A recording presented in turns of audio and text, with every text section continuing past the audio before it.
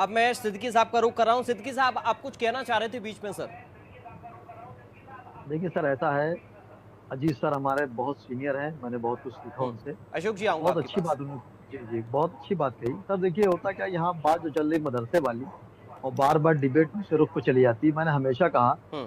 कि जो विपक्ष में हो या मौजूदा हो, इक़्तिदार हासिल करने के लिए लोगों ने एक दूसरे की जानें तक ली। सारी इस बात की गवाह है। देखिए यहाँ पे मामला आ रहा है मदरसे का।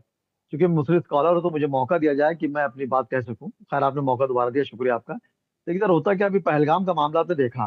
पहलगाम में जिस तरह पाकिस्तान ने जो हरकत की, उससे पूरी दुनिया में एक आक्रोश है पाकिस्तान के खिलाफ। और उसमें आप देखिए कि पहलगाम में भी देखिए, पूरे इंडिया में देखिए, यहाँ का मुसलमान जो है हिंदुस्तान हिंदुस्तान कह रहा है और पाकिस्तान मुर्दाबाद कह रहा है, पाकिस्तान के खिलाफ बात कर रहा है। पाकिस्तान ने जो लोग यहाँ जा रहे थे हम्म। उनके बॉर्डर को रोक दिया, नहीं आने दिया। बल्कि हमारे प्रधानमंत्री ने एक अच्छी पहल की, उनका वक्त बढ़ा दिया कि आप जा सकते हैं। पहली बात। सर देखिए, मदरसे पे जो नजर रखी जा रही है, उस पर एक समुदाय को लग रहा है कि हमको टारगेट किया जा रहा है। तो मैं कोशिश करूंगा और गुजारिश करूंगा आपके नेशनल चैनल से कि हमारे मुख्यमंत्री जी मंत्रियाम पर आके इस बात को जरूर कहें। देखिए होता क्या, जो मामला बहुत खराब हो गया। देखिए लखनऊ की बात नहीं हो रही, असल में डिबेट करने से पहले जिससे हम लोग पढ़ लें या जान लें, मैं अपनी बात कह रहा हूँ। हम्म। बाकी तो मैं सीखने के बैठता हूँ। आप देखिए मदरसे, जो बॉर्डर वाले मदरसों में ज्यादा चेकिंग हो रही है, आप गौर करिए। जो नेपाल से जुड़े हुए हैं वगैरह वगैरह, वहां पर मदरसों देखा जा रहा है। और मदरसों ने भी गलती की कि जब जमीन ली तो क्यों नहीं नाम लिया अपने। तो उस बात पे जो मंजरेआम पर बात आ रही है, तो एक समुदाय को जैसे लगता है हमेशा, सर आप देखिए प्रदीप भाई, कि एक समुदाय लगता है हमें टारगेट किया जा रहा है। वही गलती उन्होंने पिछली सरकार में भी की थी। मैंने हमेशा एक बात को कहा कि जब पिछली सरकार थी अखिलेश यादव जी की, तो आप देखिए कि मीट के ऊपर जो लाइसेंस था, उस वक्त लोग लाइसेंस नहीं ले रहे थे, समझ रहे थे अखिलेश सरकार दोबारा नहीं आएगी। मैं मुखालफत बात नहीं कर रहा हूँ। हम्म। होता है खुशफहमी में जीना सर। एक बात कहता चलूं सर, दो चीजें होती है सर, खुशफहमी और गलतफहमी। गलतफहमी अगर हमें आपसे है तो मिलकर दूर हो जाएगी, लेकिन अगर खुशफहमी मैं पाल लूंगा तो वहीं से मेरा सवाल शुरू हो जाएगा। तो लोगों ने नहीं कराया। जब योगी आदित्यनाथ की सरकार जब आई, तो उन्होंने कहा कि लाइसेंस लिया जाए, तो उस पर लाइसेंस पे लोगों ने बगावत की। कहीं कहीं पे बड़े बड़े नेता भी बन रहे हैं पर। तो मैं इस चीज को नहीं मानता हूँ। लेकिन सर मदरसे की जहां तक बात है, तो मदरसे मैं ये कहना चाह रहा हूँ कि सर मदरसे बिल्कुल जांच हो।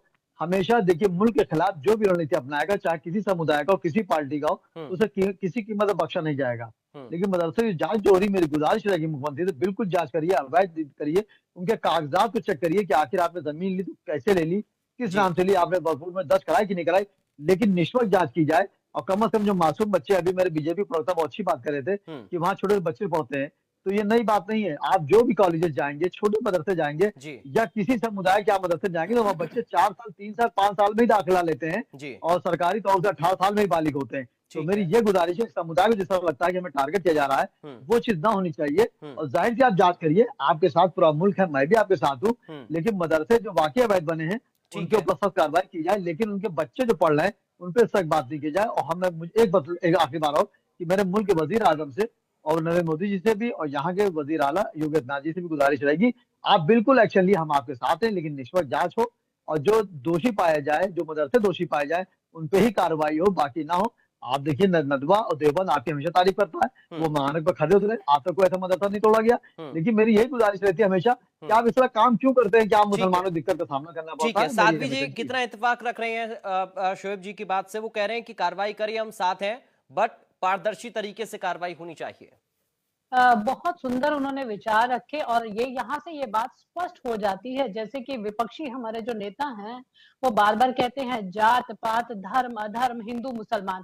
तो इस बात को तो जो हमारे भाई थे मुस्लिम स्कॉलर थे उन्होंने क्लियर कर दिया है कि वहां पे कोई हिंदू मुस्लिम नहीं है।